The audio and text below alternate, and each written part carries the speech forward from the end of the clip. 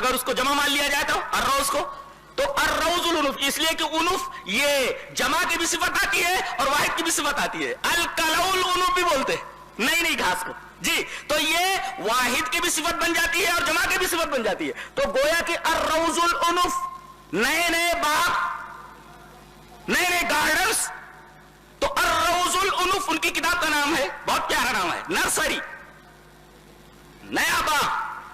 اور امام سہیلی نے اپنی اس کتاب الروز الانف میں، الف پیشو نون پیشو انف، اس کے اندر لکھا ہے کہ آپ کی تاریخ وفات متعین ہے، وہ 12 ربیع الاول ہے.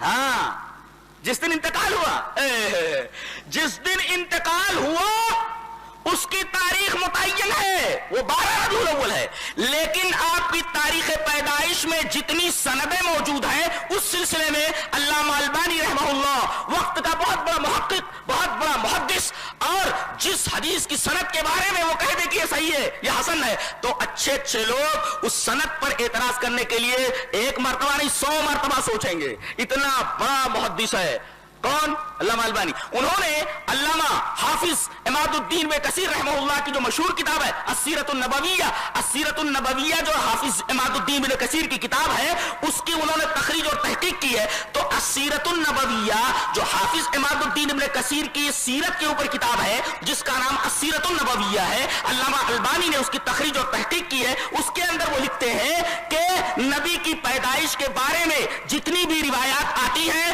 ہر ایک روایت کی سند عیبدار ہے، کوئی بھی روایت صحیح نہیں ہے، ہر روایت کی سند کے اندر کوئی نہ کوئی عیب موجود ہے. لیکن سب سے زیادہ صحیح سند جو ہے وہ امام مالک کی سند ہے، جو 8 تاریخ بتاتی ہے کہ آپ صلی اللہ علیہ وسلم کی پیدائش 8 تاریخ کو ہوئی. یہ میں نہیں کہتا، یہ السیرۃ النبویہ کی تحقیق کرتے ہوئے علامہ البانی نے بدلائل ثابت کیا ہے کہ نبی کریم صلی اللہ علیہ وسلم کی پیدائش کا دن، تاریخ، دن تو متعین ہے مگر تاریخ یہ 8 ہے، اور یہ امام مالک کی سند ہے 8 والی جو صحیح ہے. بقیہ اور سندیں 12 وغیرہ کی تمام سندیں عیبدار ہیں. لہذا اگر صحیح سند والی روایت کو مان لیا جائے تو آپ کی تاریخ پیدائش 8 ہے. تو یہ 12 جو آپ منا رہے ہیں، سوال یہ ہے کہ یہ آپ تاریخ وفات پر خوشی منا رہے ہیں یا تاریخ پیدائش پر؟ جواب دیا جائے، اور قیامت تک اس کا جواب لانا ناممکنات میں سے. اس لیے کہ جو ہم دلیل پیش کرتے ہیں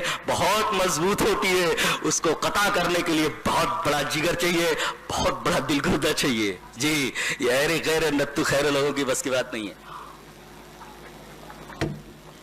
تو اب متعین ہوا کہ تاریخ پیدائش 8 ہے، اور جو 12 ربیع الاول کے دن ہم مناتے ہیں، اس دن کیا ہوا آئیے دیکھتے ہیں. اس دن کیا ہوا، نبی کی حالت کیا تھی؟ آئیے حدیث پڑھتے ہیں. دل تھامو، تھام لیے، سانس روکو اور دل تھامو. اس 12 ربیع الاول کو کیا ہوا؟ دلیل یہ حدیث پاک. وعن عائشہ رضی اللہ تعالی عنہا انہا قالت رأیت رسول اللہ صلی اللہ علیہ وسلم وهو بالموت وعنده قدح فيه ماء وهو يدخل يده في القدح ثم يمسح وجهه بالماء ثم يقول اللهم اعني على غمرات الموت او سکرات الموت. رواہ الترمذی فی کتاب الجنائز. حضرت امام ترمذی رحمہ اللہ اس حدیث پاک کو ایسے کتاب الجنائز کے اندر لائے ہیں. راویہ نبی کریم صلی اللہ علیہ وسلم کی محبوبہ بیوی، پیاری بیوی حضرت عائشہ ہے. وہ فرماتی ہیں رضی اللہ تعالیٰ عنہ کہ میں نے دیکھا کہ نبی کریم صلی اللہ علیہ وسلم کے اوپر موت طاری ہو رہی ہے. وہ بالموت، آپ کے اوپر موت طاری ہوئی ہے، اور آپ کے بغل کے اندر پانی کا ایک پیالہ رکھا ہوا ہے. وَعِنْدَهُ قَدْحٌ فِيهِ مَاءٌ، اس پیالے کے اندر پانی رکھا ہوا ہے. بار بار آپ اس پیالے کے اندر ہاتھ ڈالتے، اور جب ہاتھ بھیگ جاتا تو اس بھیگے ہوئے ہاتھ کو اپنے چہرے کے اوپر بار بار پانی سے ملتے اور فرماتے اللہم اعنی علی غمرات الموت اور سکرات الموت. اے اللہ موت کی بے ہوشی سے، اے اللہ موت کی سختی سے میری مدد فرما.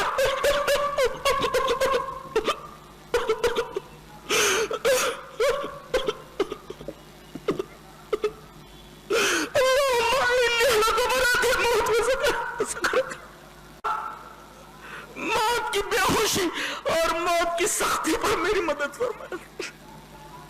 حضرت عائشہ कैफियत बयान फरमाती है। ये तो रिवायत हुई तिरमिज़ी की, जिसे हजरत आयशा ने रिवायत किया है। खुद हजरत आयशा की कैफियत क्या थी वो एक हदीस में देखते हैं। हदीस इस तरह, वहां आयशा रज़ियल्लाहु ताला अन्हा क़ालत मात नबी सल्लल्लाहु अलैहि वसल्लम व इन्नहु लबैन हाक़नती व ज़ाक़नती फला अकरहु शिद्दतल मौत लिअहदिम अबदन बाद नबी सल्लल्लाहु अलैहि वसल्लम। रवाहुल बुखारी फी किताबुल मगाज़ी। हजरत इमाम बुखारी रहमहुल्लाह इस हदीस पाक को ऐसे किताबुल मगाज़ी के अंदर लाए। राविया हजरत आयशा है। हजरत आयशा फरमाते हैं कि नबी करीम सल्लल्लाहु अलैहि वसल्लम की रूह परवाज़ हुई, आपको मौत आई, मौत तारी हुई इस हाल में कि आपका सर मुबारक मेरी थोड़ी और मेरी हंसली के दरमियान है। मैं इस तरीके से आपके सर मुबारक को अपनी हंसली और अपनी थोड़ी के दरमियान लिए हुए थी, और मैंने मौत की वो कैफियत देखी है उस दिन। फला अकरहु शिद्दतल मौत लिअहदिम अबदन बाद नबी सल्लल्लाहु अलैहि वसल्लम। उसके बाद किसी मरने वाले आदमी की तकलीफ को देखते हो तो मुझे हल्का लगता है, इसलिए कि मैंने अपने महबूब के ऊपर मौत की जो सख्ती देखी है, उसके बाद हर मरने वाले आदमी की तकलीफ मेरे ऊपर हल्की मालूम होती है। ये नबी करीम सल्लल्लाहु अलैहि वसल्लम की कैफियत है। उस दिन जिस दिन हम खुशी मनाते हैं, जिस दिन हम तरह तरह की हरकतें करते हैं, उस दिन हमारे नबी की यह हालत है। ये तो नबी की हालत है। अहले बैत का नाम लेकर उनके नाम पर तरह तरह की बिदअतें करने वाले, हजरत फातिमा रज़ी अल्लाह ताला अन्हा का नाम लेकर न जाने कैसी कैसी मोहब्बतों का दावा करने वाले, इस बेटी का क्या हाल है, फातिमा का क्या हाल है। आओ वो हदीस देख लेते हैं जो हजरत अनस से मरवी है। हदीस इस तरह, वान अनस रज़ियल्लाहु ताला अन्हु क़ाल लम्मा सक़लन नबी सल्लल्लाहु अलैहि वसल्लम जाल यतग़श्शाहु फ़क़ालत फ़ातिमतु वाकर बाबा फ़क़ाल लहा लैसा अला अबीकी कर्बुन बअदल यौम फ़लम्मा मात क़ालत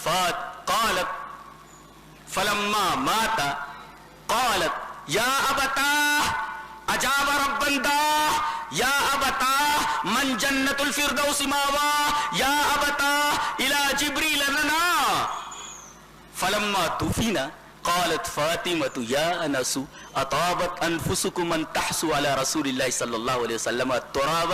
रवाहुल बुखारी फी किताबिल मगाज़ी। हजरत इमाम बुखारी रहमहुल्लाह इस हदीस पाक को ऐसे ही किताबुल मगाज़ी के अंदर लाए। रावी हजरत अनस है। हजरत अनस फरमाते हैं कि आपकी जिगर गोशे रसूल, जिसके बारे में नबी करीम सल्लल्लाहु अलैहि वसल्लम ने फरमाया फातिमा मेरे जिगर का टुकड़ा है, फातिमा को तकलीफ देने वाला मुझे तकलीफ देने वाला है। हजरत फातिमा का क्या हाल है। अनस फरमाते हैं कि लम्मा सक़लन नबी सल्लल्लाहु अलैहि वसल्लम, जब नबी करीम सल्लल्लाहु अलैहि वसल्लम की तबीयत भारी हुई और आपके ऊपर मौत की कैफियत तारी हुई तो जाल यतग़श्शा, बार बार आपके ऊपर गशी आने लगी। आपकी इस कैफियत को देख करके, इस परेशानी को देख करके, मौत की सख्ती को देख करके फातिमा बेटी बर्दाश्त नहीं कर पाई, इसलिए कि वो तो आपके दिल का टुकड़ा है। आपका दिल धड़के तो फातिमा के दिल धड़के, वो तो आपका जिगर गोशा है। अपने बाप की परेशानी को देख करके फरमाने लगी वाह कर बाबा, हाय मेरे बाप की तकलीफ, हाय मेरे बाप की तकलीफ, वाह कर बाबा, हाय मेरे बाप की तकलीफ। नबी करीम सल्लल्लाहु अलैहि वसल्लम ने बच्ची को इतना परेशान देखा, कहा कि मेरी बच्ची मत रो, लैसा अला अबीकी कर्बुन बअदल यौम, आज इस मौत के बाद तेरे बाप के ऊपर कोई भी कर्ब, कोई भी तकलीफ आने वाली नहीं। बुखारी की रिवायत है, बुखारी की रिवायत है। मेरी बच्ची तकलीफ बर्दाश्त कर ले और इस तरीके की बात मत कर। मेरी बच्ची, मेरी जिगर गोशा, लैसा अला अबीकी कर्बुन बअदल यौम, आज के बाद तेरे बाप के ऊपर कोई कर्ब और कोई तकलीफ आने वाली नहीं है। और जब आपका इंतकाल हो गया फलम्मा माता, तो हजरत फातिमा ने फरमाया या बता हाय मेरे अब्बा, अजाब रब्बन दा, अल्लाह ने बुलाया और आप चले गए। अजाब रब्बन दा, रब ने बुलाया और आप चले गए। और या बता ऐ मेरे अब्बा मन जन्नतुल फिरदौस मावा, जिनका ठिकाना जन्नत है।